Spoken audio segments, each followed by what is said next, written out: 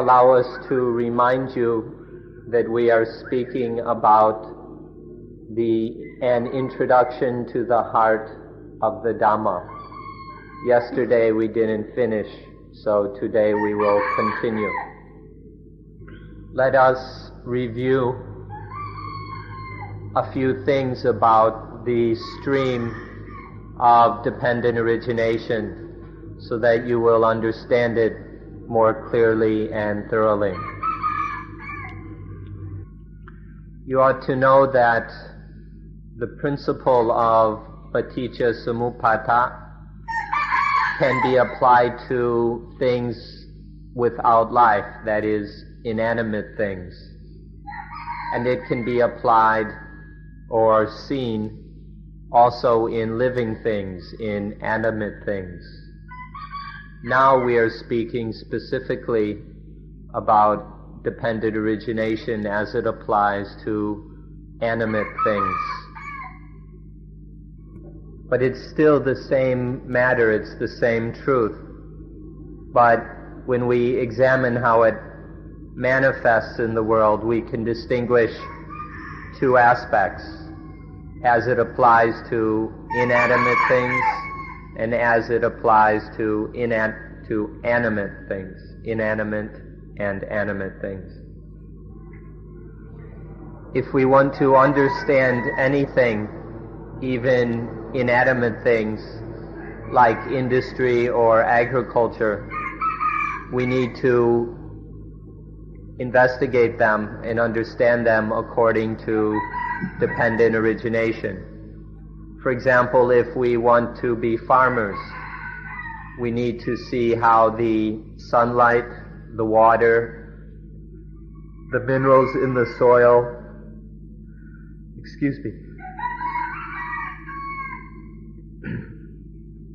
how the sunlight, the water, the minerals in the soil, and other things work in terms of dependent origination. If we understand all these dependent originating things, then we can be successful at farming or agriculture. Or in industry or manufacturing, we have to know how the machines work, how their parts fit together, the various laws of electricity and thermodynamics, the mechanics of all these things. If we understand the principle of dependent origination as it applies to machines and to manufacturing, then we can do very useful things with it. Even applying to the whole cosmos, if we wish to understand the whole cosmos, we have to understand the dependent origination of the sun, the moon, the planets, the stars, the interstellar gas, and all such things. So, in short, to understand anything, even inanimate things, well, we must understand them in terms of dependent origination. All technology just comes from dependent origination, and we will have a useful technology if we understand it in this way. However, inanimate things, non-living things, don't have any problems about dukkha. They don't have feelings, and so they don't experience dukkha. So we'll speak specifically about the animate beings, the sentient beings that feel pleasure and pain, that experience dukkha, because this is where the problem lies. So allow us some time to review dependent origination as it applies to us human beings, and so we can observe it carefully and see how it applies to our own lives.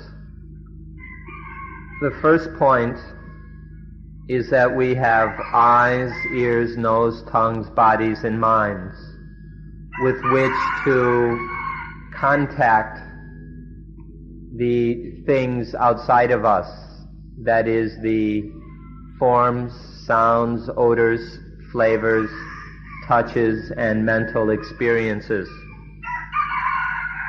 The first 6 are called the inner ayatana, or inner communicators, and the later 6 are the outer ayatana, or external communicators. This is the first level of paticca samuppada. Then when the inner ayatana, such as the eye, makes contact with the outer ayatana, such as a form, then there arises eye consciousness, visual consciousness. And the same thing happens with the rest of the 6 ayatana. There are 6 kinds of consciousness: eye consciousness, ear consciousness, and so on. This is the second stage. Then, when these 3 things, the eye, the form, and eye consciousness, when these 3 things come together, when they meet and work together, we call this phassa, or contact. And the same thing happens with the ears, nose, tongue, body, and mind. You must observe that for it to be real contact, it involves 3 things, not just 2. It has to be all 3, especially including the consciousness, for there to be real contact. There's contact going on all the time, all day long. The eyes, the ears, the nose, the tongue, the body, the mind. Through one of these 6 doors, there's always some kind of contact going on, one after the other, endlessly. But we never bother to pay attention. So we don't observe it, we don't see it. But throughout the day,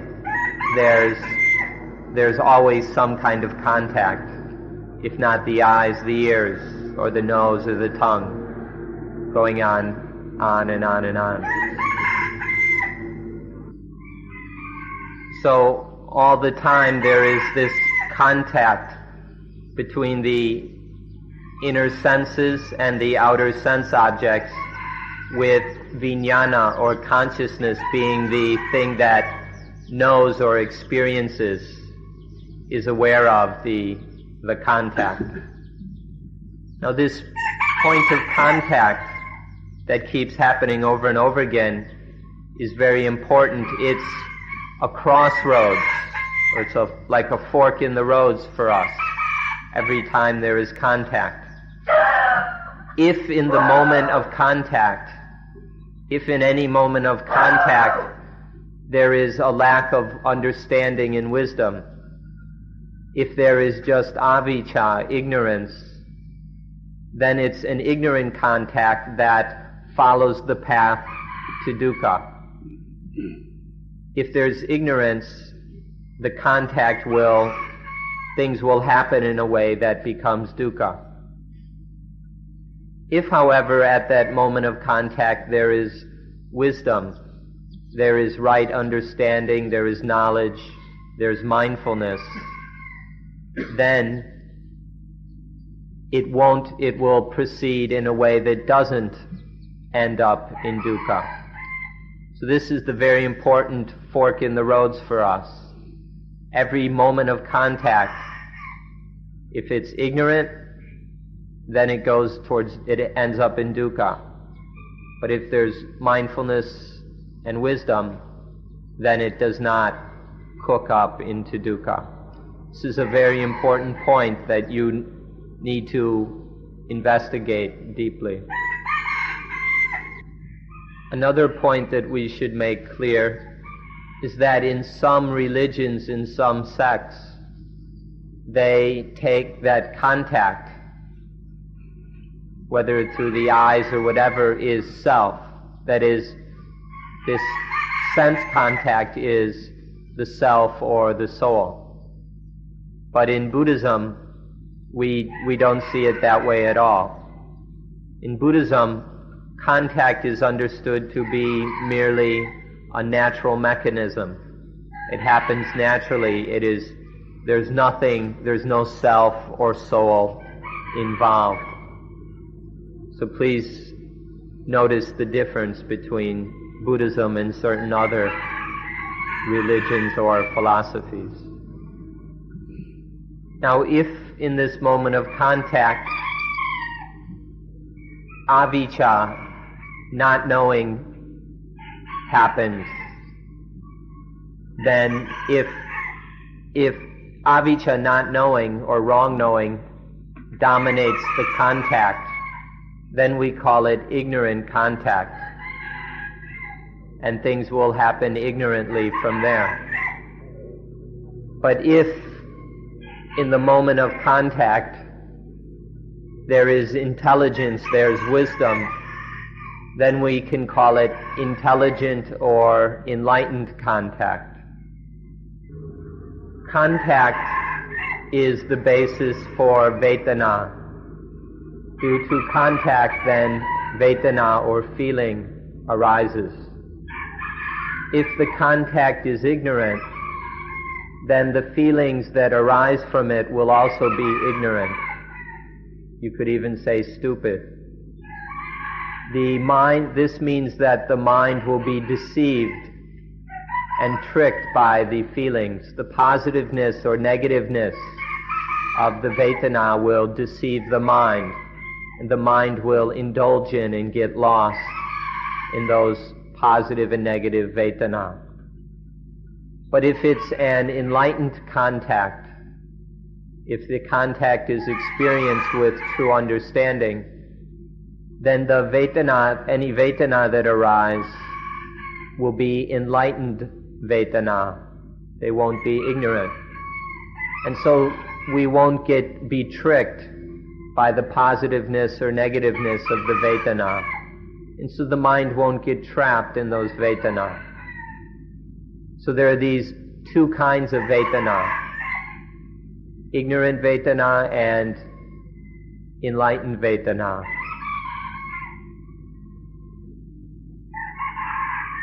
If the Vedana are ignorant, then we get sucked into the positiveness and negativeness of them.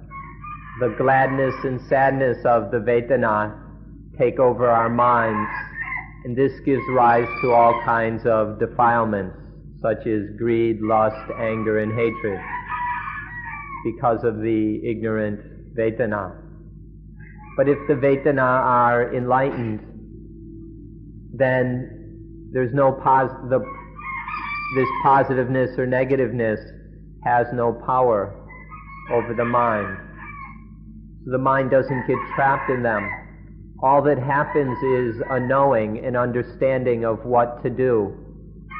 When the Vedana arise, with intelligence one knows how to respond to them, what to do about them.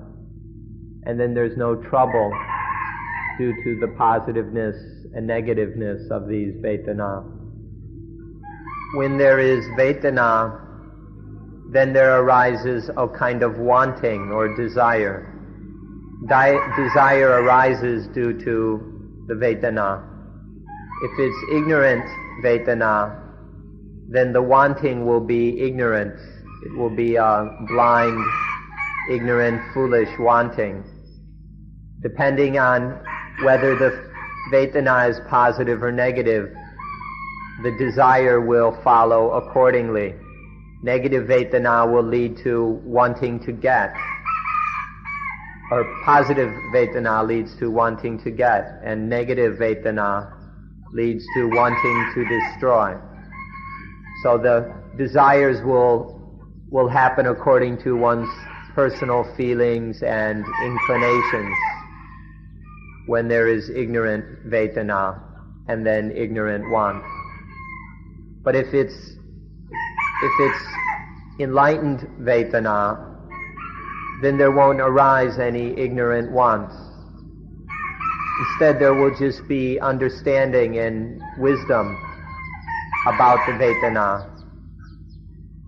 This understanding or wisdom will know what the Vedana are like and how they can stir up the mind into different kinds of problems. And so instead of wanting, according to the positiveness or negativeness of the Vedana, there is just the want or desire to respond to any problems which have arisen.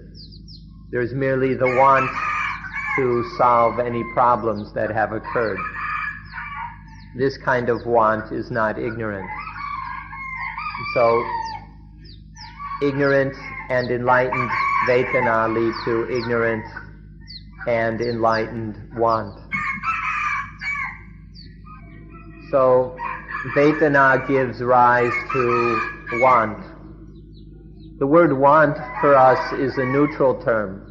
It's neither positive nor negative, good or bad or anything like that.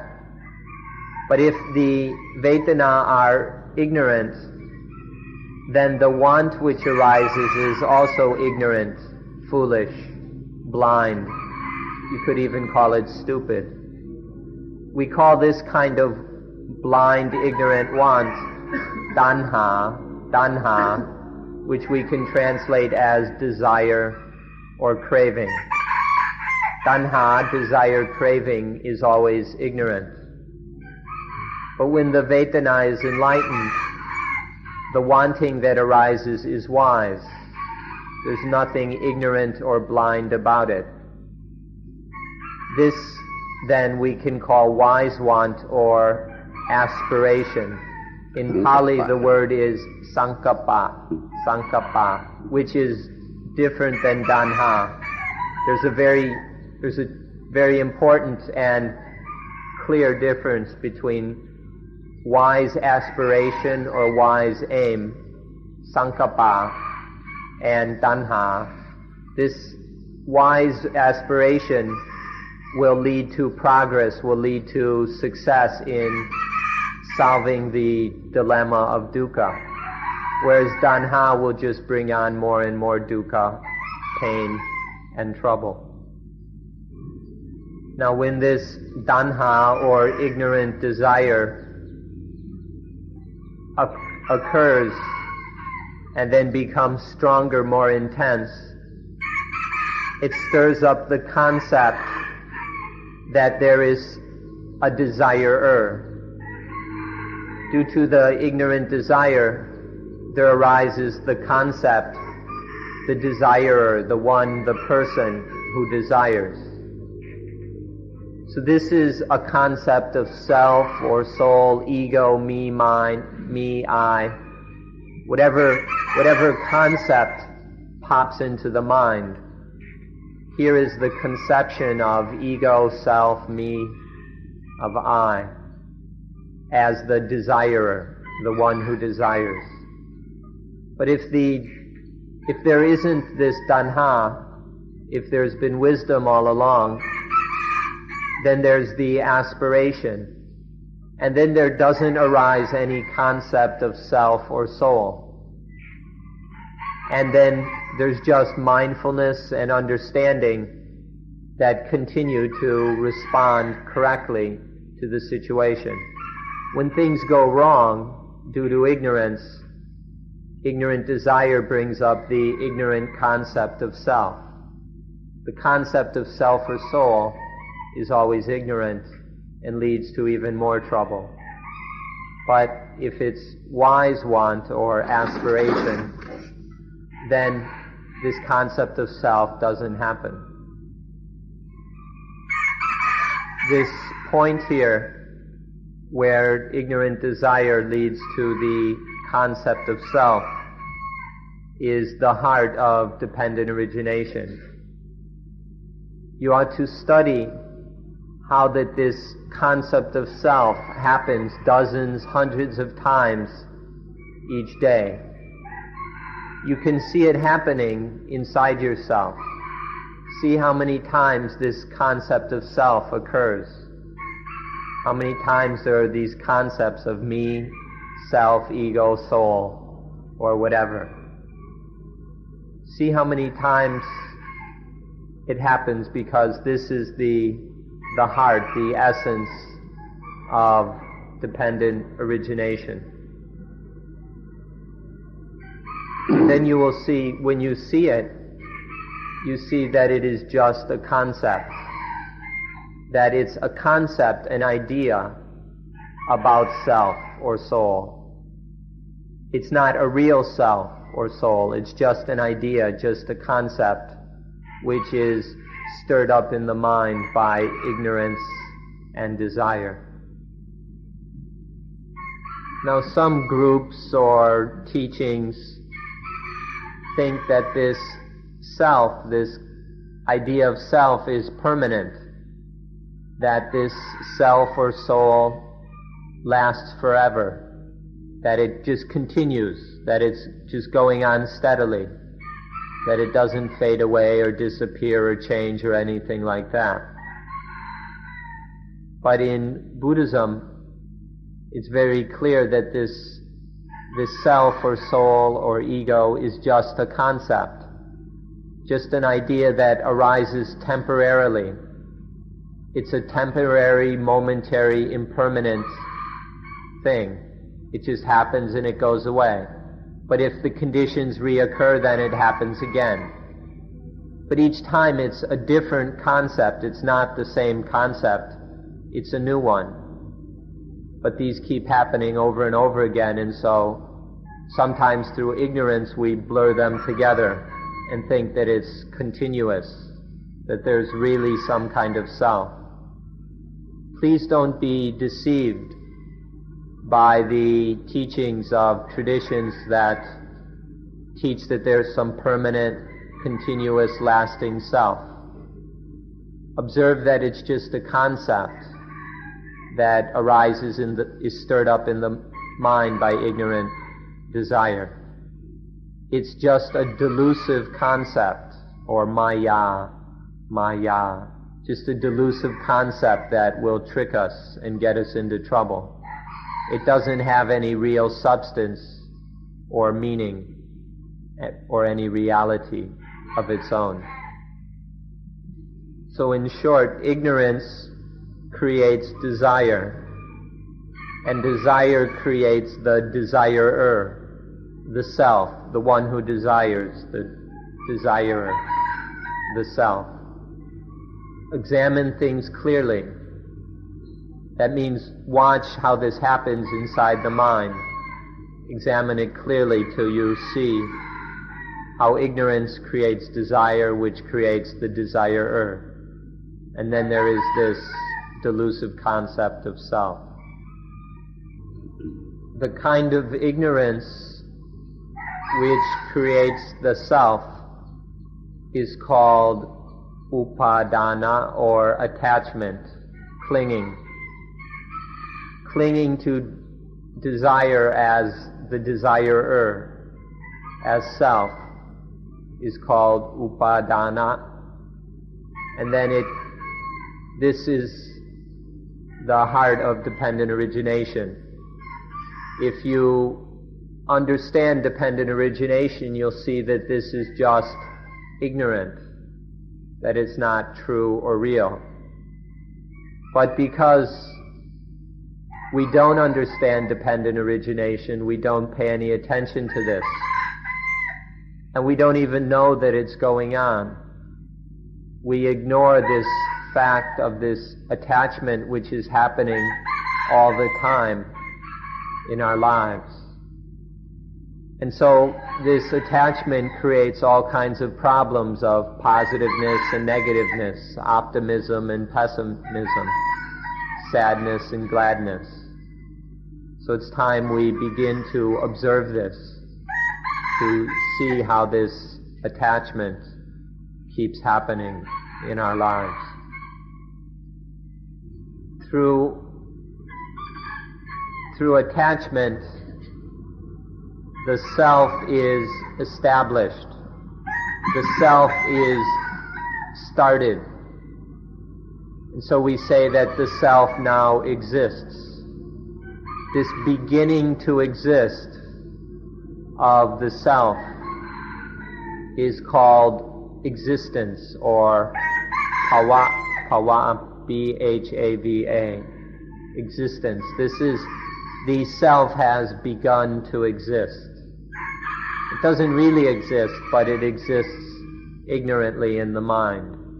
This is called bhava, ignorant existence. When through conception, when we talk materially, through conception, the fertilization of the egg by the sperm, then the embryo is said to exist. Due to conception, then we say the embryo exists. That's on the material physical level. On the spiritual level, it's through the conception of self, which we call attachment, that then the self begins to exist. So there's the conception of self and then the existence of self.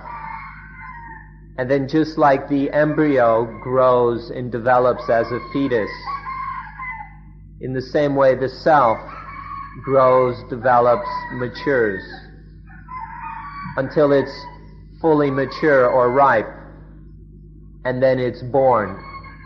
This birth, so there's conception of self, existence of self, or development of self, and then birth, jati, which is the birth of self, the ignorant birth of self in the mind.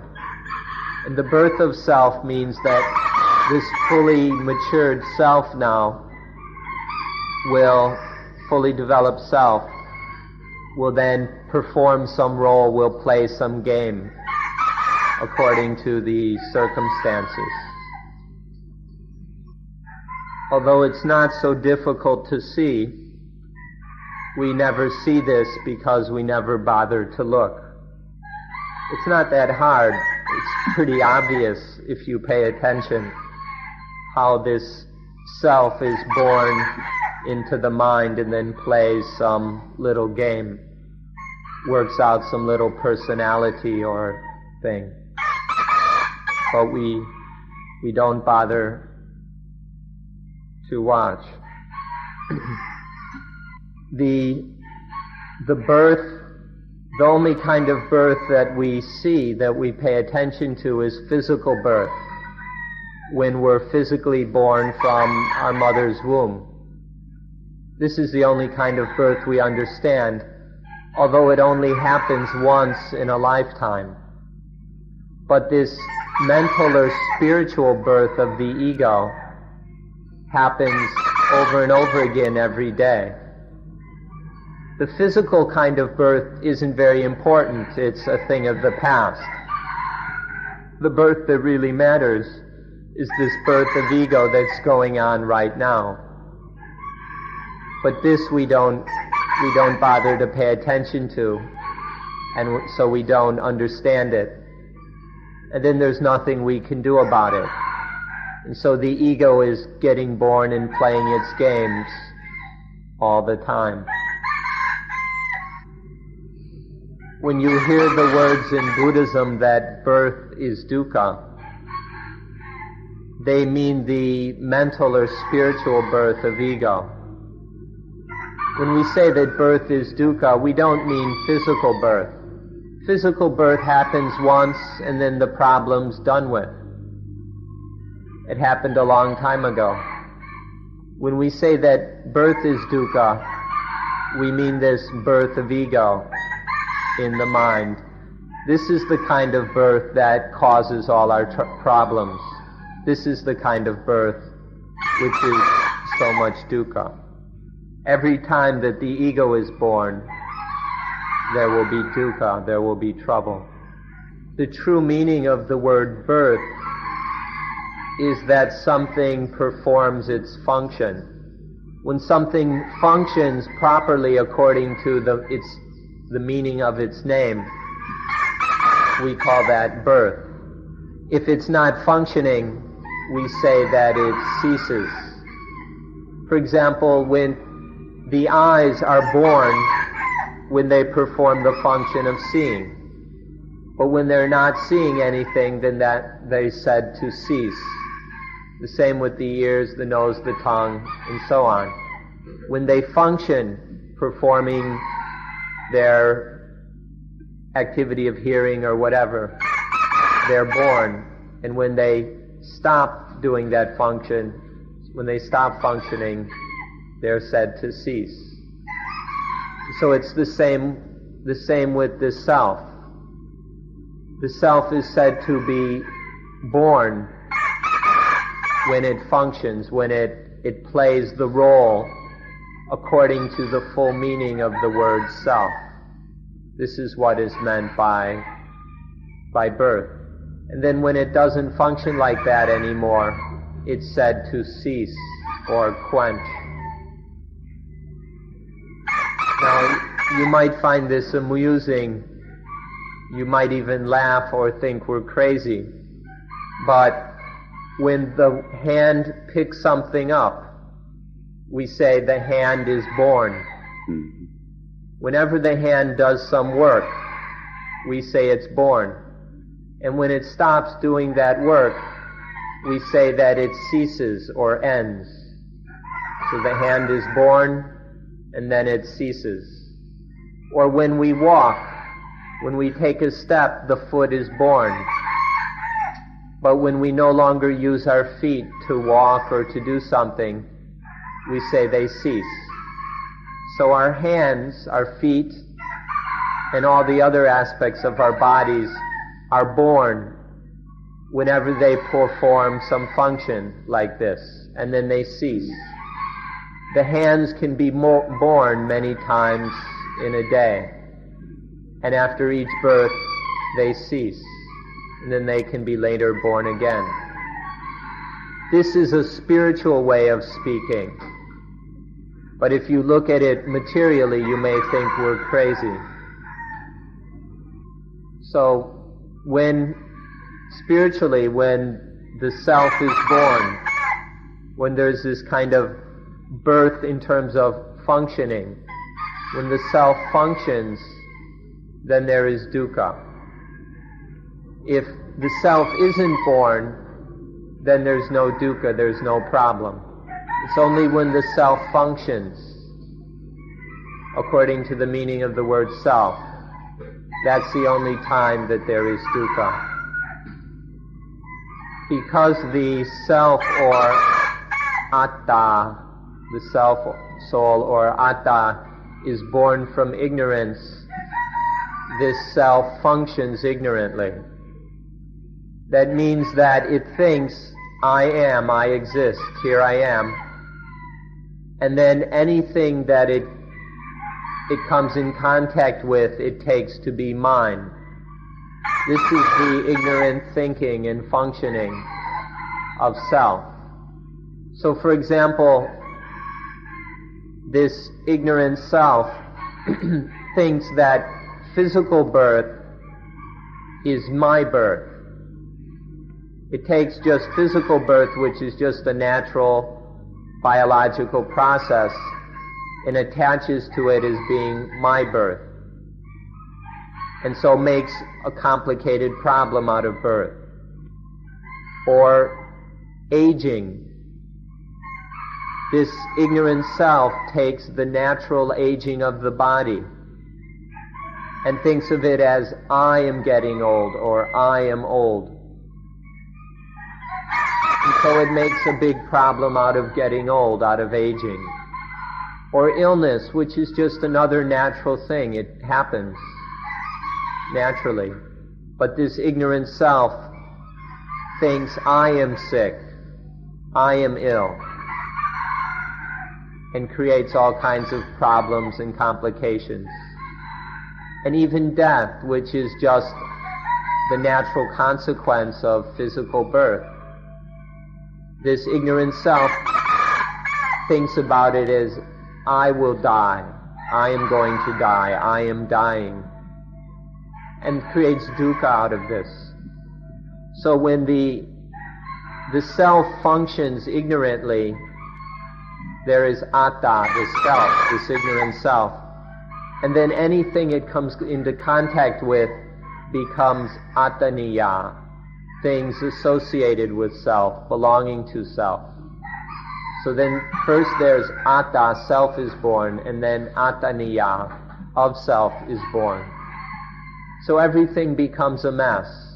Things are positive, things are negative. They become complicated, busy, and dukkha, because the self functions in this ignorant way. So the self is in the middle, and then all kinds of things which are of self or belonging to self are surrounding it. There's my family, or the family of self, becomes a problem. My possessions, my wealth, my fame, my honor, and then there are the political problems of mind, the economic problems of self, the social problems of self. So first there's this self in the middle, and then all these things all these problems are collected, are gathered at the self as of self. There's the self, and then all these things are the problems of self, or the burdens of self. All this self and of self is called the burden. Because of this burden, life becomes heavy. So we can call it the burden of life. Self and of self, atta and attaniya. Think for yourself how it would be if this concept of self never happened. If there wasn't this concept of self and of self, of me and mine, then there wouldn't be any problems. You can see this for yourself quite easily, that if there isn't any concept of self or of self, nothing's wrong. There's no problem, there's no hassles, there's no dukkha. But as soon as this ignorant concept of self, of atta, of self, of mind, as soon as these are born, then life is full of trouble, full of problems, conflicts, stress, heaviness, sorrow, and dukkha. The difference between the life of self and the life without self is a tremendous one. You ought to think very carefully about this life where there isn't any concept of self or of self.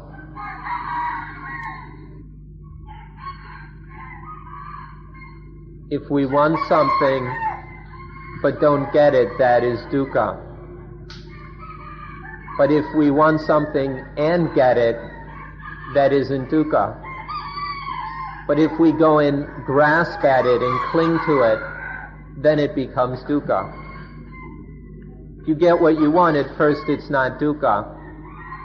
But as soon as you attach to it as mine, then it becomes dukkha. So the essence of dukkha is this grasping and clinging. As soon as we attach to anything, then it becomes dukkha. This is the real heart or essence of dukkha, this grasping and clinging to things as being self or being of self, as being me or mine. In practical terms, if we look at this in order to see how to practice, we see that the moment of choice, the moment of truth, is at contact. Because it's at contact where things can either go one way or the other. First there are the ayatana, the inner communicators and the outer communicators. And there then arises sense consciousness. And then there is contact. Contact's the all-important moment. If it's ignorant contact, then it conditions ignorant vedana, ignorant desire, attachment to self, existence of self, and birth of self, which is all dukkha. But if at that moment of contact there is true mindfulness and wisdom, then that mindfulness and wisdom just carries on, knowing what's happening and responding appropriately, without any attachment, without any concept of self, without any dukkha. So this moment of contact is the thing we have to be very careful about. We have to be very mindful and attentive to the moment of contact so that it is wise and doesn't get into the ignorant path of things. So please be very careful about this moment of contact, this moment of choice. This matter of dependent origination is just the subject of life. You can see, if you look at this, that this issue of dependent origination is nothing other than life itself. All we're talking about is life, what happens in life. And so it's something of importance to all of us. Paticca Samuppada is the heart of Dhamma. It's the essence of Buddhism. Other religions such as Christianity or Hinduism cannot be found to teach dependent origination. You won't find the teaching of dependent origination in the Bible or in the Hindu scriptures or in the other religions. This is an understanding and teaching found only in Buddhism. In order that we can get rid of all dukkha, so that we can eliminate dukkha from our lives according to the method of Buddhism. Something else you ought to know about has to do with the fact that dependent origination, as we've been investigating it today, is rather long. The ayatana, consciousness, contact, and so on. It's like 9 or 10 things. But you should also be aware that the Buddha spoke of it in a more condensed form. A very common thing that the Buddha spoke about is the 5 khandhas, the 5 aggregates. And these 5 aggregates are nothing other than a condensed version of Paticca Samuppada. So this is also something you should know about. This subject of the 5 khandhas separates life into 5 parts or sections. One section is the physical, material aspect of life, which is called rupa, form, or more simply, body. And then there are 4 aspects or sections which are nama, which means name, but in principle it's the mind. So life is categorized into 5 areas. 1 physical and 4 mental. These are the 5 khandhas or sections of life. The first section is called Rupa Khandha, or the form khandha. This is made up of the body and all the things connected to the body. And it also includes the nervous system, which means Rupa Kanda also includes the eyes, ears, nose, tongue, and body sense, the skin. And then all the nerves, including the brain, connected to that. This is the Rupa Kanda. Or if you look into it in more detail, we speak of it as the earth element, the water element, wind element, fire element, and space element. Earth element is solidity. Water element is what holds things together, cohesion. And the wind element is movement. And then the fire element is temperature or energy. And then space is where all the rest of the elements can happen. So you can, this is what makes up Rupa Kanda, or the physical, the body aggregate, the body section. When the Rupa Kanda, or the form aggregate, the body functions, that means there's sense activity through the eyes, ears, or whatever. Then there are results or reactions on the mental side of life. First of all, when the body aggregate functions, then there arises Vedana. There's a feeling of pleasantness or unpleasantness, or you can just say positive and negative feelings. And then this gives rise to Sanya Kanda, which is to regard and classify things as being this or being that. To regard them and classify them. And then there is Sankhara Kanda, which is to conceive and think about all these things. So Sankhara Kanda is thinking. And then there is Vijnana Kanda, which is consciousness of all these different things. Consciousness of the body through which we can experience the world, and then consciousness of the Vedana, consciousness of the Sanya, or the recognitions and classifications, and consciousness of thinking and thoughts. These are all of the five khandas or sections of life.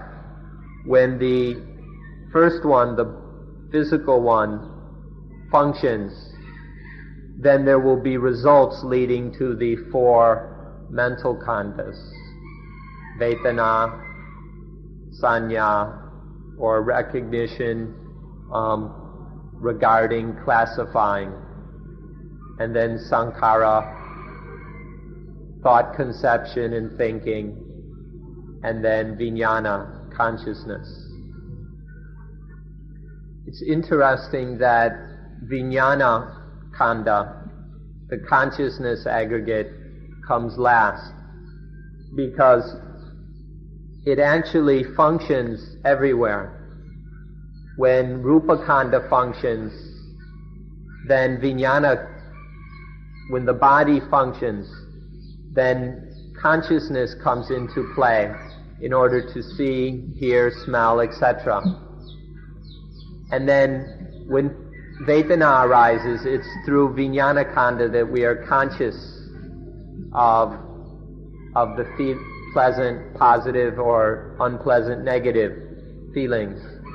And then when there's the classification of things, such as blue, red, white, yellow, or sweet, salty, sour, Vijnana is what knows that classifying, and then all the thoughts and thinking. So Vijnana Kanda is listed fifth, but it works everywhere.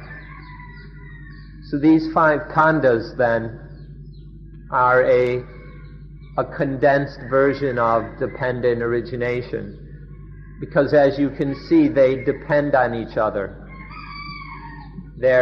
Each of them arises dependent upon others. So there's this mutual or interdependent conditioning of these 5 khandas. So we're talking about the same thing as dependent origination. We're talking about life. But when we speak of the 5 khandas, it's a more condensed version. But it's still dependent origination. Before the Buddha's time, the Indians already knew about these 5 khandas. The Buddha didn't discover them or make them up or anything, but they were already known by the Indians. However, they were known in terms of medicine or in terms of psychology. And then some even went so far as to take the 5 khandas as being self. In their philosophical or religious systems, they would speak of self, in terms of the 5 khandas, that the body is self, or Vedana is self, or the recognitions and classifications are self, or that thoughts are self, or that consciousness is self. This was a misunderstanding, but this is the way they understood the khandas. But when the Buddha came along, the Buddha denied all that. The Buddha said, no, none of these khandas are self. They're impermanent, they're changing, they're temporary. None of them can be taken as self. All of the 5 khandas are not self. And so what's called Buddhism now is a denial of the belief or the theories that the 5 khandas are self. Buddhism is the teaching of not self. All of these khandas, all of dependent origination, all of life is not self. And when we realize this, then the ego is not concocted anymore. And so there's no problems, there's no dukkha in life. This is the purpose of Buddhism. In Mahayana Buddhism, they speak more about the 5 khandas or aggregates than they talk about dependent origination. They also talk about paticca samuppada, but not as much as they talk about the 5 khandas. If you look at the most important sutras of Mahayana Buddhism, if you take the most important ones, you'll see that they all end with the 5 khandas. The Mahayana Sutras are much longer than in Theravada Buddhism. They may start by talking about all kinds of bodhisattvas and the so-called pure lands and heavens and all kinds of very elaborate things. Sometimes they spend a lot of time on abstract philosophical questions. But at the end, they always get around to the 5 khandas and making the point clear that the 5 khandas are not self, or that the 5 khandas are void of self. This is because the 5 khandas are central teaching in Mahayana Buddhism. It's a little easier to understand the 5 khandas for those whose intelligence is not fully ripe or fully mature. It's a little easier to understand than dependent origination. So it's more appropriate when you're trying to reach large numbers of people to speak in terms of the 5 khandas. But don't think that it's something different than dependent origination. It's still the same thing, but in a more condensed, easier form. Easier to understand, easier to practice, easier to manage and regulate. Whether we speak in terms of 5 khandhas or in terms of dependent origination, the essence or heart of the matter is not self. This is what Buddhism is all about. The body is not self.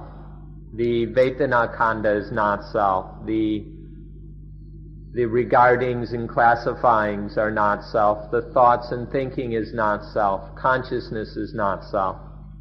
All of the 5 khandhas are not self. Individually or all together, they are not self. Or the inner ayatana, the eyes and so forth, are not self. The outer ayatana are not self. The eye consciousness, ear consciousness, and so on are not self. Contact is not self. Vedana is not self. Tanha is not self. Attachment is not self. And the rest is not self. Either way of speaking, the essence of it is that all these things are not self. This is the heart of Buddhism. This is what Buddhism is all about, the teaching of not self. Or sometimes we put it even more strongly. We say that Buddhism is the teaching of no man, or you could say no woman as well. Or it's the teaching of no one. Buddhism is the teaching of no one. Because the central teaching is anatta, or not self. There isn't anything which is self. Everything whatsoever, you won't find any exception anywhere in the universe, is not self. There isn't a real self anywhere. What people call self, soul, ego, atman, atta, whatever, is just a concept created by ignorance. It's just an ignorant concept. So, you may laugh, you may ha-ha and ho-ho when we say this, but we are the we, which is not really we. We are a we which is not really we. This may sound funny to you. You may laugh or think we're crazy. But this is the truth. This is what Buddhism is all about. We are the we that isn't really a we. Next we come to the question then, what are we going to do about this? How are we going to practice according to things? The problem is that we lack panya, or intuitive wisdom. We lack the intuitive wisdom that all things are not self. And so it's very difficult for us to practice. And further, we lack the thing which will bring that wisdom and apply it to all the different things in life. That is, we lack sati, mindfulness, which is kind of the vehicle or the delivery system, the delivery mechanism for wisdom. This is our problem. We lack wisdom and we lack mindfulness. So how are we going to deal with the fact that all these things are not self? Why is it that this concept of self is born over and over again all day long? Why is our life full of this concept of self, of these ideas about self?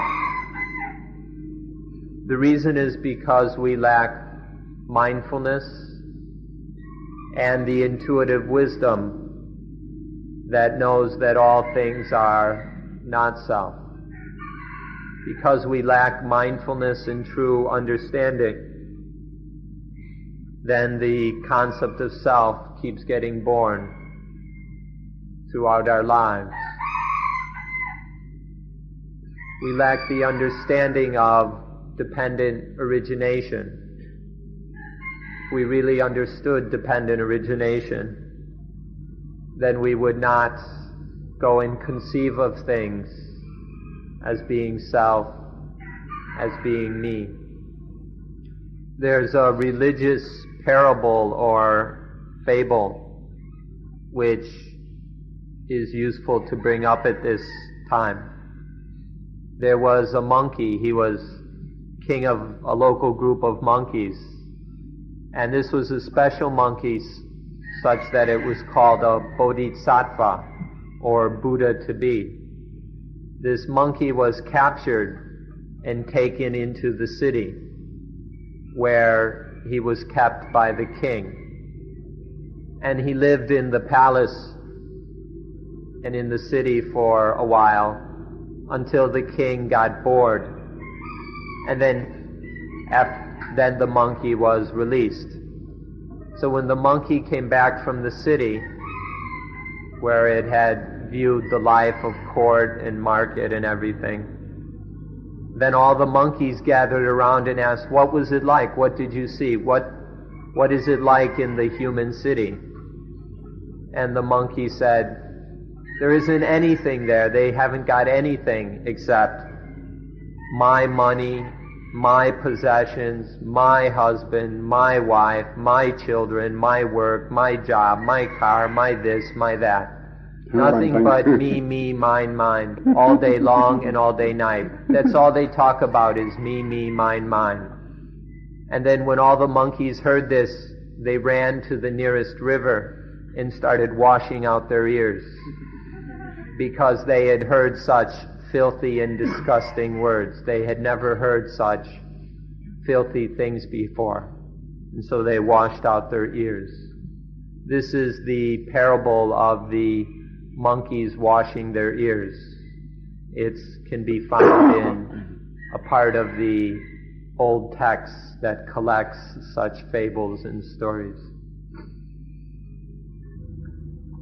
So, in short, we need sufficient panya, intuitive wisdom. We need sufficient sati, attentiveness or mindfulness. We need sufficient sampachanya, which is applied wisdom. When we've developed intuitive wisdom, it's kind of stored up, and then we need the ability to apply it to every situation. This is called sampachanya. It's ready, active, applied wisdom in action. And we need samadhi, which is the strength and power of mind. In fact, all of these four things, wisdom, mindfulness, wisdom in action, and samadhi, exist naturally. We all have these from birth, but they're not enough, they're too little. And so they need to be developed and trained until they are adequate to do the job. So this is why we ask you to study and practice mindfulness with breathing. If you will learn how to practice this and then practice it completely in all four areas as you're being taught over at the meditation center, if you practice it successfully, then you will have these four things sufficiently. You'll have enough wisdom, mindfulness, wisdom in action, and concentration in order to prevent yourself from being tricked by things. You'll have enough mindfulness so that nothing will deceive you into cooking up self and things that belong to self. You won't fall for any more atta or attaniya, and then there won't be anything that can cause you trouble ever again. The meditation system, which is called Anapanasati, will enable us to study and understand all the important secrets of life. We'll investigate until we thoroughly understand the hidden secrets of the body, or of the kaya, the body, and then to investigate the secrets of the vedana, the feelings. And then there are the very subtle secrets of the citta, the mind. And then lastly, the secrets of the natures, of all the natural things that trick us into attaching to them as me and mine, which we call dhammas. The system of practice we're teaching here will investigate these 4 kinds of secrets: those of the body, of the feelings, of the mind, and of all the dhammas we cling to as me and mine. Your instructor at the meditation center will explain this to you fully. Please listen carefully, think things through, and ask any necessary questions so that you understand how to practice. And then do your best to train according to this system of practice, so that you will discover the secrets, these different secrets of life. The secret of the body is that there are 2 bodies. Here the word kaya, or body, means group. So there are 2 groups. There's the flesh body. That means in this body there's all the physical things that make up our flesh and blood body. And then there's a second body called the breath body, or you could call it the prana body or pana body. And that using this breath body, which just means you're breathing, one can control the flesh and blood body. This is the secret of the body that we discover through Anapanasati. We discover this secret and then learn how to exploit it for our benefit. So we train the breathing to be very calm, quiet, and peaceful. And then the flesh body also becomes calm and peaceful. You don't have to directly try and calm down the body. Just make the breathing calm and peaceful, and the breath body will also be calm and peaceful. This is the key lesson regarding the bodies.